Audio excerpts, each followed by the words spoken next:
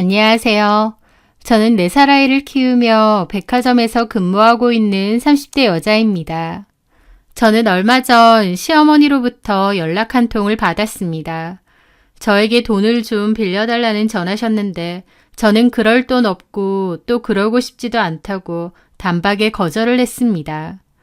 아무리 그래도 시어머니인데 제 행동이 너무 싸가지 없고 가차 없다고요. 하지만 과거 저희 어머님이 저에게 했던 행동들과 발언들을 생각하면 제가 왜 이렇게 모질게 나오는지 이해하실 겁니다. 남편하고는 크게 문제가 없는데 어머님 때문에 마음 상해서 이혼까지 생각할 정도였거든요. 결국 이혼은 하지 않고 시어머니와 더는 연락하지도 왕래하지도 않는 걸로 정리를 했지만요. 제가 무슨 이유로 시댁과 인연을 끊은 건지 그 사연에 대해 얘기해 보겠습니다. 저는 백화점 화장품 코너에서 일을 하고 있어요. 남편과는 지인의 소개로 만나게 되었죠. 착하고 수더분한 남자가 이상형인데 제 남편이 그런 사람이었습니다. 첫 만남부터 서로에게 빠져들었고 행복하게 잘 만나왔죠. 저는 엄마 아빠가 이혼을 하셨어요. 엄마랑 남동생, 저 이렇게 세 식구인데요. 남동생은 직업군인이라 멀리 떨어진 지역에서 혼자 살아서 저랑 엄마랑 둘이서만 살았죠. 엄마는 초등학교 급식소에서 일을 하세요. 일도 하시면서 아이 둘을 키운다는 게 쉬운 일은 아니셨을 텐데 정말 열심히 사셨죠. 엄마에게는 저랑 둘이 살고 있는 집 한 채 말고 집이 한 채 더 있으신데요. 저희 가족이 예전에 살았던 아파트인데 연식이 상당히 오래된 26평형 구축 아파트입니다. 그곳은 현재 세를 주셨고요. 저희 집은 여유가 넘치는 정도는 아니지만 그래도 엄마랑 저 둘 다 일하고 있고 엄마에겐 자가도 2채나 있어서 그리 빠듯하고 어려운 형편은 아닙니다. 엄마는 제가 결혼을 하게 되면 집 담보로 5천만 원 대출받아서 도와주실 수 있다고 했는데 저는 굳이 그럴 필요 없다고 우리끼리 알아서 한다고 말씀드렸죠. 저는 잘 만나오고 있던 남편과 결혼 이야기가 오갔고 인사도 드리기로 했어요. 그런데 남편은 자기 엄마에 대해서 먼저 언지를 주었습니다. 자기 엄마긴 하지만 좀 속물적이고 돈을 엄청 좋아하신다. 매사의 모든 말에 돈돈거리시는데 너무 놀라지는 말아라 라고요. 저는 돈 싫어하는 사람이 어디 있느냐며 오히려 솔직하신 것 같다고 좋게 받아들였습니다. 그런데 막상 만나뵈니 남편이 왜 미리 그런 말을 했는지 알겠더라고요. 제가 인사드리러 간 첫날도 제가 아니라 제 손에 들린 선물부터 살피셨어요. 제가 결혼 전 인사드리러 간다고 했더니 저희 엄마가 과일하고 고기하고 이것저것 선물을 사서 보내주셨거든요. 첫인사 드리는 건데 잘 보이라고요. 어머님은 저보다는 제 손에 들린 선물만 빤히 쳐다보시더라고요. 그러더니 그게 뭐냐고 열어보라고 하셨어요. 남편이 예비 장모님이 일부러 챙겨주신 거다 하는데도 그건 듣지도 않고 선물부터 열어보셨어요. 그러면서 이것은 포장지만 비싸고 내용물은 돈값 못하는 것 같다면서 궁시렁대셨죠. 선물을 드린 건데 저렇게 말하셔서 놀랐는데 남편도 제 눈치를 보며 일부러 신경 써서 사주신 건데 왜 그렇게 말하느냐 하더라고요. 하지만 어머님은 남편이 무슨 말을 하든 말든 신경도 안 쓰시고 물건만 살피셨어요. 저희 엄마에게 고맙다고 전해달라던가 하는 인사는 전혀 없었죠. 그리고 그 후 제가 자리에 앉아 인사를 드렸는데 백화점에서 일한다고? 네. 그랬더니 어머님이 대뜸 한숨을 쉬며 혼잣말로 아휴 예전부터 백화점에서 일하는 여자는 상대하는 게 아니랬는데 라는 겁니다. 네? 아니 원래 백화점 같은 데서 일하는 여자들이 보는 눈만 높아져서 허영심 많다는 말이 있거든. 그런 말 들어봤지? 그 말에 기분도 상하고 뭐라고 해야 될지 몰라 어색하게 웃었고 남편이 허둥지둥했죠. 아, 엄마, 면전에 대고 뭔 소리를 하세요? 보니까 가방 그런 것도 비싼 거 아니야? 이거요? 이거 세일할 때 10만 원 주고 산 건데. 버는 월급은 얼마나 돼? 라고 월급을 대놓고 물어보시더라고요. 남편이 말리는데도 어머님은 가만 있으라고 화를 내셨죠. 저는 월급을 말했더니 뭐 나쁘지는 않네. 오래 일했나 봐. 네. 뱁새가 황새 쫓아가면 가랑이 찢어진다고, 돈 많은 사람들 손님으로 드나든다고 그런 거에 덩달아서 쫓아가면 안 된다. 일은 열심히 하되 저 사람들하고 나는 다르다 생각해야 된다고. 돈은 개같이 벌고 번 돈은 꽉 쥐고 있어야 되는 거야. 알겠지? 라는데 어머님이 보통 분은 아니구나. 진짜 특이하시구나 싶더라고요. 인사드리러 온 예비 며느리에게 저런 얘기를 하실 거라곤 상상도 못했습니다. 게다가 저희 부모님이 이혼하셨고 엄마랑만 살고 있다고 하니 약간 표정이 굳으시더니 어머님 일은 하시느냐고, 나중에 우리 아들이 장모 걷어먹여야 되는 건 아니냐, 그것부터 물으시더라고요. 다른 건 몰라도 저희 엄마에 대해서 저렇게 말하시니 기분이 확 불쾌해졌습니다. 저는 엄마도 계속 일하시고 노후 준비도 되어 있다고 말씀드렸어요. 노후 준비는 뭐가 되어 있느냐 또 물어보셔서 현재 살고 있는 집도 자가이고 전세로 준 집이 한 채 더 있다고도 했습니다. 그 말에 어머님 눈이 반짝이시더라고요. 아휴, 어머님이 재산이 많으시네. 그럼 전세로 준 집은 어디? 저는 동네와 아파트 이름을 말씀드렸는데 어머님이 실망한 표정으로 거기 어딘 줄 아는데 진짜 오래되고 아파트 값도 별로 안 비싸지 않냐고 하시더라고요. 어머님은 그런 거 잊지도 않으시면서 저희 집 재산을 깎아내리니 너무 황당했죠. 어쨌든 어머님은 결혼해서도 아껴 살라, 알뜰하게 살아라 등등 강조하셨습니다. 그렇게 아끼라고 해서 그러신 건진 모르겠는데 저는 그날 점심으로 어머님 댁에서 국수를 얻어먹었습니다. 결혼 인사드리러 온 자리인데 국수는 너무 심하지 않나요? 남편도 민망해했었죠. 저희 집에 올 때는 저희 엄마가 예비사에 온다고 상다리 부러지게 대접해줬는데 저는 국수 한 그릇에 김치 얻어먹고 왔으니까요. 솔직히 현타도 왔고 이 결혼하는 게 맞나 싶기도 했습니다. 남편 자체는 너무 좋았지만 집안 분위기나 시어머니의 성격도 무시할 순 없으니까요. 하지만 남편이 먼저 나서서 자기 엄마가 무례하게 했다면 사과한다고도 했고 또 시댁하고 그렇게 왕래 많이 안 하고 지내도 된다고 하더라고요. 게다가 남편도 우리 엄마가 말을 좀 저렇게 하시는데 자기가 마음에 안 들거나 싫어서가 아니라 원래 저러신 분이야. 나한테도 저렇게 하셔. 우리 형 있잖아. 형은 장남이라고 껌뻑 죽으시는데 형 빼고 나머지 사람한테는 다 저러셔. 그러니까 자기가 이해 좀 해줘. 남편의 얘기를 들어보면 모든 지원과 애정은 다 아주버님 독차지였더라고요. 남편은 둘째라서 별로 관심도 못 받았고 지원도 못 받았다고 했습니다. 대학교도 내내 아르바이트하며 본인이 용돈 벌고 등록금도 반 보태면서 다닐 정도로요. 반면 아주버님은 사교육도 엄청 받고 어학연수 보내주고 어머님이 하실 수 있는 여력 안에선 다 투자하셨던 모양이더라고요. 물론 그렇게 큰아들에게 투자했음에도 결론적으로 큰아들이나 둘째 아들이나 비슷한 연봉과 조건의 회사를 다니고 있긴 하지만요. 하여튼 어머님이 좀 걸리긴 했지만 남편 보고 결혼하는 거지 어머님 보고 결혼하는 것도 아니니 결혼을 강행했습니다. 시댁에서 따로 지원받은 건 없었어요. 아주버님은 그때까지도 결혼을 안 한 미혼이었는데 어머님이 갖고 계신 재산은 아주버님 결혼할 때 주겠다고 하셨답니다. 하여튼 시댁에서 지원받은 것도 없었기에 저는 친정엄마에게도 지원해 주실 필요 없다고 했습니다.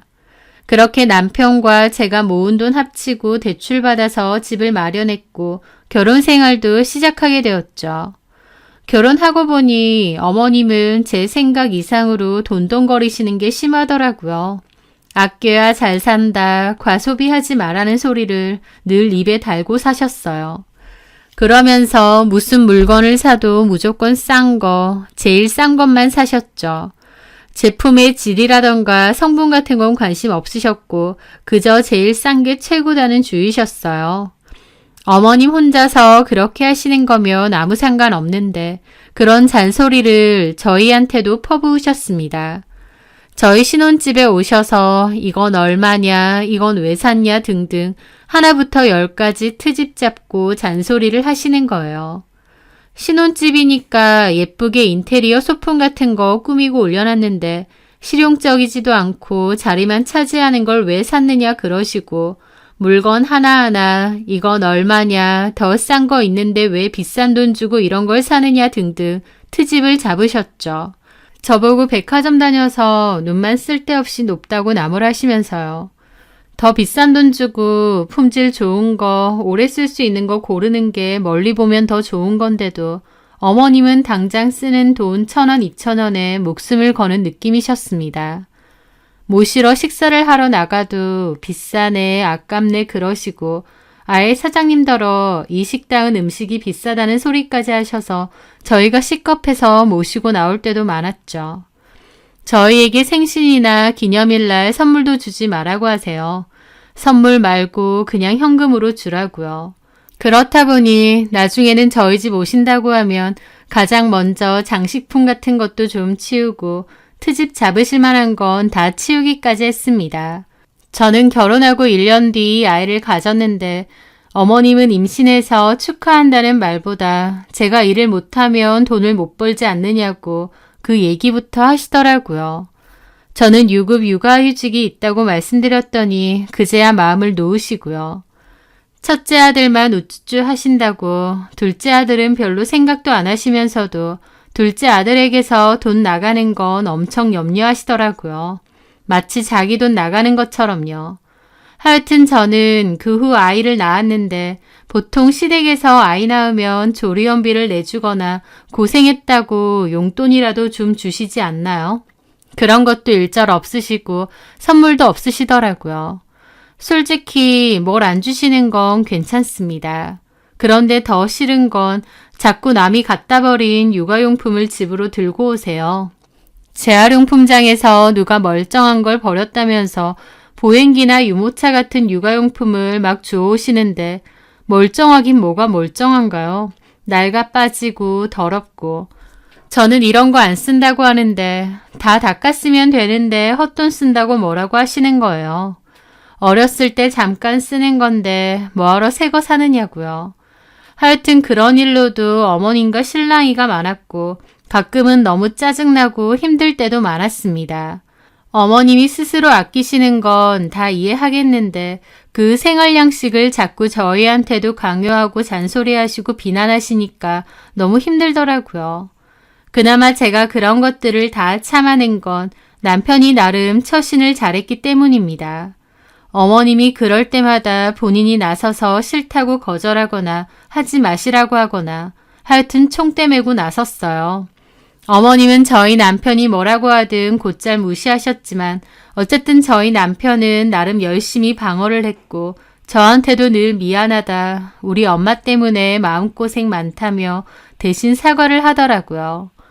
남편이 그나마 노력을 하는 모습을 보이니 저도 참고 넘어갔던 거죠. 그리고 한편으론 평생 돈 아껴가며 알뜰살뜰 살아오신 분이니 어머님을 이해하자는 마음도 있었습니다. 시댁은 어머님 혼자 사시는 20평 아파트였는데 어머님에게 재산이라고는 딱 그거 하나 있으신 줄 알았거든요. 따로 일도 안 하셨고요. 그렇다 보니 저렇게 아끼시는가 보다 생각했던 거죠. 그런데 나중에 알고 보니 어머님 따로 갖고 계신 현금이 꽤 되더라고요. 아버님 돌아가시면서 넘기신 재산을 그대로 갖고 계신다고 했습니다. 그게 적지 않은데도 아들 결혼하고 손주 낳는 데는 한 푼도 안 보태신 거지만요. 물론 그 돈으로 어머님 노후자금 쓴다고 하면 누가 뭐라고 하겠나요. 하지만 저희더러 당신 노후는 우리가 책임지라면서 나중에 어디 요양병원 같은 데 보내면 가만 안 있을 거라고, 시청 앞에서 플랜카드 들고 서 있을 거라고 경고하시더라고요. 자기가 좀 더 거동이 힘들거나 생활이 불편해지면 우리가 모셔야 된다고 강조하시면서요. 자식으로서도 아주버님이 받았으면 더 받았는데 정작 아주버님보다는 저희 남편과 저에게 바라시는 게 더 많은 상황이었습니다. 아주버님이 아직 결혼을 안 했고 제가 유일한 며느리다 보니 더욱 그런 것 같기도 했는데 그래서인지 어머님은 저한테 자꾸 아주버님 소개해줄 친구 없느냐고 물어보시더라고요. 그러면서 그 와중에도 저같이 백화점에서 일하는 여자 말고 선생님이나 은행원 같은 친구 없느냐고 꼭 말하시고요. 저 같은 여자 말고 라고 콕 집어 말하시는데 그런 말 하실 때마다 속으로 진짜 예의도 없으시구나, 상대방 기분은 생각조차 안 하고 말하시는구나 싶어서 얼마나 정 떨어지고 기분이 상하던지요. 그런데 하루는 아주버님 생신이라고 다 같이 모여서 식사를 하게 됐는데 어머님이 또 저한테 얘기하시는 거예요. 아주버님 소개해줄 지인 없느냐고요. 저는 또 곤란한 기분으로 시집 갈 친구는 다 갔고 어머님이 원하시는 공무원이나 선생님인 친구는 없다고 다시 말씀드렸습니다. 그런데 그날은 아주버님이 갑자기 나서서 어머님에게 얘기하시더라고요. 자기도 여자친구 있으니까 어디 가서 선자리 알아보고 그러지 마시라고요. 아주버님이 갑자기 여자친구가 있다고 하니 어머님도 남편도 저도 다 놀랐죠. 여자친구? 네가 언제 여자친구가 생겼어? 몇 개월 됐어. 어머님 얼굴에는 화색이 돌았습니다. 결혼도 할 거야? 어떤 여잔데? 뭐 하는 여자야? 아주버님 말로는 결혼할 여자는 평범한 회사원이라고 했습니다. 한번 데리고 온다고 했고요. 어머님도 좋아하시더라고요. 큰아들이 결혼 안 하고 있어서 내내 걸려하셨는데 결혼까지 생각하는 여자친구가 있다고 하니까요. 그렇게 내친 김에 약속도 잡게 되었습니다. 그리고 시간이 흘러 약속 당일날이 되었죠. 저희 부부와 어머님, 아주버님은 한 식당에서 그 여자친구분을 기다리는데 식당 유리창 너머가 주차장이었거든요. 그 주차장으로 외제차 한 대가 주차를 하더라고요. 그런데 거기서 아주버님의 여자친구분이 내리신 겁니다. 외제차에서 내리는 걸 보고 저희 어머님 눈이 휘둥그레지셨죠. 저희도 인사를 했고 어머님은 특히나 반가워하셨습니다. 그분은 옷도 비싸 보이는 착장에 가방도 명품이고 딱 봐도 겉모습이 화려하시더라고요. 게다가 성격이 몹시 싹싹하고 인상도 좋으셨어요. 어머님은 싱글벙글 하셨죠. 첫째 아들이 며느리감 데리고 온 것도 좋지만 예비 형님이 딱 봐도 돈이 좀 있어 보이니 더 좋으신 것 같았습니다. 대화를 해보니 회사는 작은 중소기업이고 월급은 얼마 안 되는데 회사는 말 그대로 취미로 다닌답니다. 왜냐면 부업으로 월급보다 더 많은 돈을 벌고 있다고 하더라고요.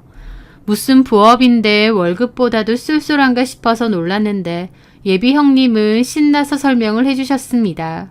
저는 처음 들어보는 가상화폐 관련한 거여서 뭔 소린지 못 알아듣겠더라고요. 그리고 저는 솔직히 가상화폐나 코인 관련해서는 잘 모르기도 하고 관심도 없어서 대강 들었습니다. 그런데 예비 형님은 그 돈으로 경제적인 자유를 얻었다는 얘기도 하시더라고요. 물론 보여지는 것에도 그래 보였습니다. 딱 봐도 옷차림이나 차도 비싸 보였으니까요. 저는 뭔지 잘 모르는 분야지만 그냥 능력이 좋으시구나 하고 말았죠. 하지만 저희 어머님은 그런 형님에게 홀딱 빠지신 듯 했습니다. 제가 첫인사 드리러 갔을 때 제가 들고 간 선물부터 뒤져보시고 마음에 안 들어 했던 것과는 아예 다르게 예비 형님을 대하시더라고요. 저와는 달리 좀 어려워하시는 것 같기도 하고 내내 밝은 모습으로 다정하게 대하시던데 우리 어머님에게 저런 모습도 있구나 싶어서 놀랍기도 했고 또 한편으론 저랑 대하는 게 너무 다르니 섭섭하기도 했죠. 하여튼 그렇게 예비 형님을 보게 되었는데 이런저런 사정으로 결혼식은 1년 정도 뒤에 할 예정이라고 했습니다. 하지만 결혼식만 안 올렸다 뿐이지 아주버님과 예비 형님은 거의 반동거식으로 이미 같이 사는 것 같더라고요. 그래서 저희 집에서는 이미 첫째 며느리나 다름없는 존재가 되었죠. 예비 형님은 어머님에게도 스스럼 없이 자주 연락하고 찾아뵙는 것 같았습니다. 어른에게 참 싹싹하게 잘 하는구나 싶기도 하면서 어머님을 저렇게 잘 챙겨주니 제 역할이 덜해지는 것 같아 좋기도 했어요. 나중에 보니 어머님은 예비 형님 따라서 사업 설명회도 가고 모임도 가고 그러시는 것 같더라고요. 처음에는 어머님이 예비 형님과 잘 지내시니 좋았는데 나중에는 좀 걱정도 되는 겁니다. 좀 찝찝하기도 하고요. 그래서 어머님 저렇게 예비 형님 따라다니셔도 되는 거냐고 남편에게 물어본 적도 있었습니다. 왠지 어머님까지 덩달아서 갖고 있는 돈을 예비 형님이 한다던 부업에 투자할 것 같기도 해서요. 하지만 남편은 우리 엄마 주머니에서 돈 나오는 게 가장 어려운 일이라며 그런 일은 없을 거니 걱정 말라고 하더라고요. 그냥 형수님 따라다니는 게 재밌으셔서 다니시는 것 뿐이라고요. 저도 어머님이 돈 쓰는 부분에 있어서는 정말 깐깐하신 분이라는 걸 알기에 그 걱정은 그냥 제 기우라고 생각했습니다. 그렇게 어머님이 형님과 어울려 한창 다니던 무렵이었습니다. 그때 갑자기 저희 엄마가 뇌 질환으로 긴급 수술을 받게 되셨어요. 평소 이명이 좀 있으셨고 두통이 심하셨는데 그냥 참으셨고 가까운 이비인후과 정도만 다니셨거든요. 그런데 아무래도 문제가 큰 것 같아 대학병원에서 검사를 받아보니 문제가 있으셨던 거죠. 그렇게 급하게 수술을 받게 되었는데 다행히 수술은 잘 끝났습니다. 하지만 수술비도 꽤 많이 나왔죠. 엄마가 그때 사정이 있으셔서 당장 융통할 수 있는 현금이 없으시다고 했고 제가 남편에게 얘기를 했어요. 남편은 저희 들고 있던 예금을 깨서 어머님 수술비를 내자고 하더라고요. 저희 엄마가 고맙다고 보험금 받게 되면 바로 돌려주겠다고 하셨습니다. 이 일은 어머님도 알고 계셨어요. 당장의 큰 돈이 저희 남편에게서 나가니까 싫어하셨는데 저희 엄마가 보험금 받으면 바로 돌려준다고 하시니까 가만히 있으셨죠. 그런데 나중에 보험 약관을 확인해 봤는데 저희 엄마 질환이 좀 특수한 질환이어서 보험 청구가 안 된다는 겁니다. 엄마도 당연히 보험비가 나올 줄 알았는데 아니어서 당황하셨죠. 저희 남편은 다른 사람도 아니고 장모님 수술비로 쓴 건데 굳이 돌려주실 필요 없다고 먼저 얘기를 하더라고요. 하지만 저희 엄마는 무슨 소리냐고 조만간 돈 나올 때가 있으니 그때 바로 돌려주겠다고 하셨습니다. 하지만 남편은 괜찮다고 안 주셔도 된다고 극구 거절했죠. 보내신다고 해도 돌려보낼 거니까 보내지 마시라고 하면서요. 엄마는 저희 남편 마음 씀씀이가 너무 고맙다고 감동하시면서 저희 남편이 곧 오래된 차를 바꿀 생각인데 차 바꿀 때 돈을 좀 보태주신다고 하더라고요. 하여튼 그렇게 훈훈하게 잘 마무리가 되었는데 그 사실을 어머님이 다 알게 되셨습니다. 남편이 어머님에게는 장모님에게 수술비 다 받았다고 거짓말했는데 어쩌다 보니 어머님이 사실을 다 알게 되신 거죠. 당연히 어머님 그거 듣고 난리가 났습니다. 돈이 한두 푼도 아닌데 그걸 왜 안 돌려받느냐고 생난리를 피셨어요. 남편은 자기가 알아서 한다고 엄마는 신경 쓰지 말라고 하고 그 얘긴 더 이상 하지 말라고 했습니다. 그런데 남편이 단호하게 나오니 어머님은 이제 저한테 전화해서 뭐라고 하시더라고요. 그때 저는 마침 엄마 집에 볼 일이 있어서 갔는데 어머님이 전화를 하신 겁니다. 받자마자 아니 니네 엄마는 웃긴다. 사이도는 돈이 아니야. 힘들게 일해서 한 푼 두 푼 모은 돈을 그렇게 낼름하시면 안 되지. 그 말에 저도 기분이 너무 나쁘더라고요. 어머니, 낼름하셨다니요. 저희 엄마가 돌려주신다고 했는데 주원 씨가 극구 거절했고요. 그래서 주원 씨 곧 차 바꿀 때 엄마가 돈 보태주신다고 했어요. 아휴, 그 말을 어떻게 믿어. 그리고 차 언제 바꿀지 정확하게 정한 것도 아닌데. 나는 그런 공수표 안 믿는다. 그냥 수술비 계산해서 당장 돌려주시라 그래. 하는데 너무 정 떨어지더라고요. 어머님 돈 달라는 것도 아니고 또 엄밀히 그 돈이 남편만의 돈도 아닙니다. 부부 예금이었기 때문에 제 돈이랑 반반이거든요. 그런데 무슨 남편 돈으로 어머님한테 드린 것 마냥 뭐라고 하시는데 너무 질리더라고요. 더 길게 말하기도 힘들어서 알겠다고 했죠. 알겠습니다. 참, 니네 엄마도 염치도 없다. 사이가 내준다고 해도 거절하고 알아서 돌려줘야지. 뻔히 알면서 모른 척은. 그 말에 저도 확 기분이 상하더라고요. 바로 옆에 엄마도 있는데 들으신 것 같고요. 그래서 제가 방으로 가서 통화하면서 따졌습니다. 어머니, 제가 방금 알겠다고 말씀드렸잖아요. 저희 엄마가 계속 보낸다고 하는 거 남편이 됐다고, 보내시면 다시 돌려보낼 거라고 그런 거예요. 그래서 엄마가 나중에 차 사면 일부 보태주신다 그런 거고요. 그리고 엄밀히 말하자면 그거 주원 씨만의 돈도 아닙니다. 반은 제 거예요. 돈이 누구 거냐가 중요한 게 아니라 사이가 좋은 마음으로 수술비 내줬으면 나중에 말 안 해도 알아서 돌려줘야지. 그걸 주지 말란다고 가만히 있는 게 도통 이해가 안 돼서 그런다. 아니, 주원 씨가 안 받겠다고 했고. 됐습니다. 어머니, 저희 엄마한테 말씀드릴 거고요. 정확히 계산해서 반은 제 돈이니까 반은 주원 씨한테 보내라고 할게요. 그럼 됐죠? 아니지. 너 계산이 웃긴다. 네가 주원이랑 결혼했으면 부부 공동의 돈이고 다 받아야지 왜 반만 받아. 네 돈이라고 해서 그게 다 네 돈이 아니야. 얘가 아주 이상한 애네. 니네 친정이라고 돈 그렇게 퍼주고 그러는 거 아니다. 라는데 어처구니가 없더라고요. 아니, 제가 친정에 퍼주긴 뭘 퍼줘요? 네가 지금 하는 말이 그거잖아. 반은 네 거니까 니네 엄마 주겠다고. 네가 은근슬쩍 부부 돈으로 니네 친정만 챙기겠다는 거잖아. 어머니, 어머님하고 저희 엄마한테 뭐 해드릴 때 늘 공평하게 해드렸고 딱히 저희 엄마한테 더 해드린 것도 없지만요. 설령 그렇다고 한들 딸이 엄마 챙기는 게 문제가 되나요? 돈이 걸려 있으니까 그렇지. 너 결혼 약속할 때 뭐라 그랬어? 니네 엄마 알아서 돈도 있고 노후자금 다 있으니까 따로 돈 들어갈 일 없다고 그렇게 말했잖아. 수술비 당장 급한 거 드린 거잖아요. 아, 어쨌든 네 얘기가 다르잖아. 내가 이래서 이혼 같은 거 안 하고 평범한 집으로 장가 보내려고 한 거야. 이것 봐라. 급한 일 생기니까 단박에 우리 아들한테 기대는 거잖아. 하면서 저희 엄마 이혼까지 들먹이시더라고요. 어머님이 뭘 한다고 함부로 말하세요? 저희 엄마도 이혼 쉽게 결정한 거 아니고 어머님한테 그런 얘기 들으실 이유 없습니다. 엄마한테 말해서 돈 돌려준다는데 어머님이 왜 저한테 이러시는 건데요? 비교가 돼서 그런다, 비교가. 너는 내 아들 돈 빼먹는 귀신이고 큰애는 돈 물어오는 귀인이야, 내 보기엔. 네?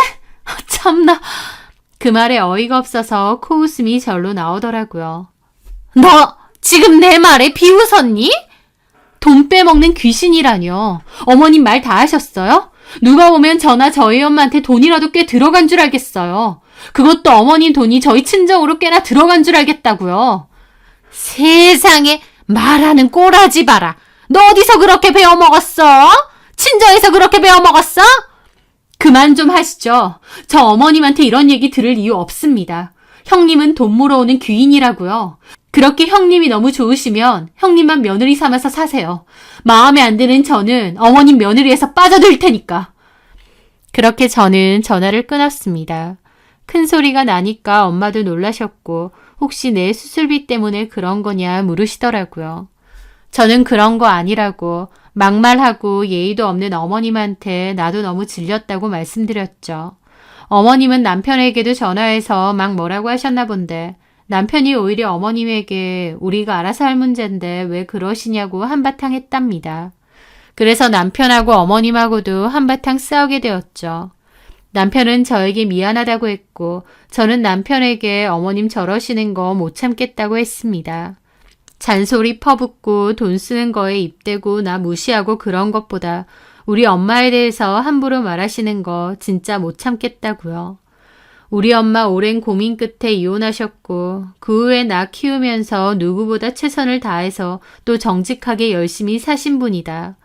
어머님에게 그런 얘기 들을 이유 없다고.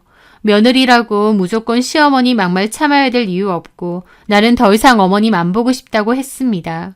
이게 싫다면 당신하고도 갈라설 생각까지 할 거라고요. 어머님 입으로도 첫째 며느리가 최고고 둘째는 필요 없다고 하시는데 필요 없는 둘째 며느리는 빠져주는 게 맞겠죠. 제 단호한 태도에 남편도 일단 엄마랑은 시간을 좀 갖자고 했습니다. 남편이 어정쩡하게 나오거나 어머님 편만 들어서 저한테 사과하라거나 했으면 저는 진지하게 이혼까지도 고민했을지 모릅니다. 하지만 남편은 제 편이었고 결혼했으니 결혼한 가정이 더 중요하다는 생각이 확고한 사람이었어요.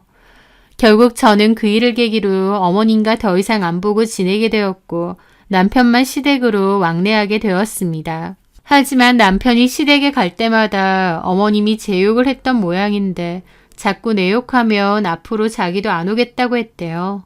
그랬더니 어머님이 결혼하더니 지네 마누라 치마폭에 쌓여서 엄마한테 저런 식으로 나온다며 오지 말라고 화를 내셨다고 하더라고요. 어머님은 어차피 큰아들 큰며느리가 있다며 걔네가 제일 중요하다고 하시면서요. 그래서 남편도 오랫동안 어머님에게 쌓였던 서러움이 폭발한 것 같고 그 후로 남편도 시댁에는 거의 안 가게 되었습니다. 어머님은 저희 부부가 안 와도 별로 신경 안 쓰셨어요. 아주버님이나 큰 며느리가 있으니 상관없다고 생각하시는 듯 했죠. 그렇게 어머님과 왕래를 끊고 1년 정도 넘어갔을 때였습니다. 그날은 남편 퇴근하면 가족끼리 외식을 하기로 했는데 남편이 갑자기 어머님 댁에 가봐야 된다고 밥 먼저 먹고 있으라고 하더라고요. 무슨 일인데 갑자기 어머님한테 갔을까 싶어서 신경이 내내 쓰였죠. 그렇게 남편이 밤에 집에 돌아왔고 저는 어머님에게 무슨 일 있느냐, 왜 급하게 갔느냐 물어봤습니다. 그랬더니 남편이 한숨을 푹푹 내쉬며 한다는 말이 엄마가 사기를 당한 것 같다는 겁니다. 저는 그 말에 눈이 휘둥그레졌죠. 사기라니? 누구한테 사기를 당해? 형수한테. 아니, 형수라고 부르기도 싫다 그 여자. 형님? 저는 이게 다 뭔 소린가 했습니다. 그리고 남편이 들려주는 얘기에 몹시 놀라게 되었죠. 남편도 저도 시댁과는 1년 넘게 왕래를 안 하고 살아서 자세한 내막은 몰랐는데 그동안 많은 일이 있었더라고요. 저의 염려대로 어머님은 형님과 어울려 다니다가 결국 갖고 계시던 돈을 모조리 투자하셨습니다. 아직도 그 블록체인이니 코인이니 그게 뭔 줄은 모르겠는데 하여튼 형님이 자기만 믿고 돈 넣어두면 어지간한 투자 상품보다 훨씬 이득을 볼 수 있다고 장담을 했다고 하더라고요. 하여튼 어머님도 결국 형님의 말도 듣고 다른 사업자들도 만나보고 하다가 어머님의 전 재산이나 다름없는 그 돈을 투자하셨대요. 초반에는 이득을 좀 보기도 하셨나 본데 그렇다 보니 더 큰 돈을 넣어야 된다고 생각하셨던 것 같아요. 그래서 무리하게 주변 지인분의 돈을 빌려서 투자를 하셨다고 했죠. 하지만 결국은 사기 비스무리했던 건지 아니면 하락세를 타셨던 건지 이익은커녕 손해가 엄청났던 모양이었습니다. 게다가 그 와중에 아주버님과 형님은 파혼을 했대요. 형님은 더 이상 파혼했으니 어머님 투자건에 대해선 내 할 바 아니다라고 잠수를 탔고 어머님은 내 돈 내놓으라고 생난리를 치신 모양이었습니다. 하지만 어머님 스스로 판단해서 투자한 거니 따져 물을 수도 없었대요. 제일 큰 문제는 어머님이 주변 지인분들에게 돈을 빌린 것이었는데 약속했던 돈을 안 돌려주니 어머님 상대로 고소하니 어쩌니 하겠다는 겁니다. 하여튼 정말 골치 아픈 상황이었던 거죠. 어머님이 자기는 어쩌냐며 이 나이에 감옥 가야 되느냐며 저희 남편에게 전화했던 거고 자기 돈은 둘째치고 친구에게 빌린 돈은 좀 빌려달라 그랬던 거죠. 남편은 우리한테 무슨 돈이 있느냐고 돈이 없다고 그랬대요. 왜 그런 데다 투자를 하느냐고 뭐라고 했고요. 어머님은 그년한테 깜빡 속은 것 같다고 애초에 사기꾼 같은 년이었다고 돈 물어다 주는 귀인인 줄 알았는데 아니었다고 우셨대요. 남편은 그렇게 시댁에 다녀와서 엄마 상황이 영 안 좋다고 얘기를 하는데 아무리 왕래 안 하고 지낸다 해도 엄마인데 당연히 걱정도 되고 많이 힘들어하죠. 듣는 저도 속이 갑갑하더라고요. 어떻게든 도와드려야 되나 싶다가도 한편으론 저희 엄마 수술비 가지고 그렇게 얘기하셨던 게 생각이 나서 또 한편으론 별로 어머님을 돕고 싶지 않기도 했습니다. 한 치 앞도 못 본다고 저희 엄마가 사이돈 거저먹었다고 그렇게 뭐라고 하셔놓고 정작 어머님 본인은 사기당해서 생돈 날리게 생겼는데요. 남편 말 맞다나 저희가 진짜 돈이 여유가 있는 것도 아니지만 어머님의 과거 발언을 생각하면 도와줘야 되는지도 모르겠더라고요. 남편은 당연히 자식으로서 도와드리고 싶어 하고요. 저는 생각 좀 해보자고 했습니다. 그랬더니 그 후에 어머님이 저에게 전화해서 미안하다고 좀 도와달라고 하신 거예요.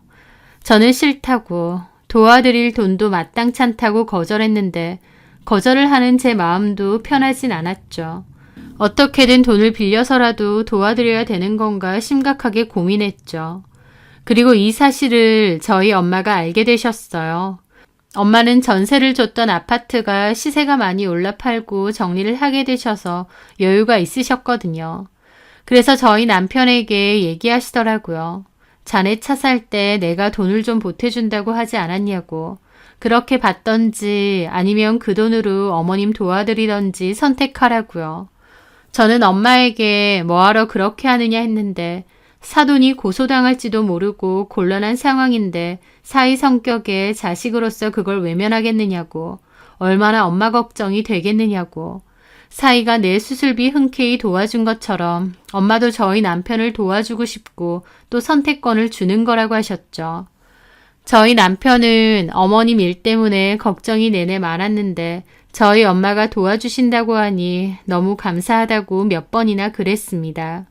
게다가 저한테도 엄마에 대한 감정이 안 좋을 텐데 이해해줘서 고맙다고 했죠.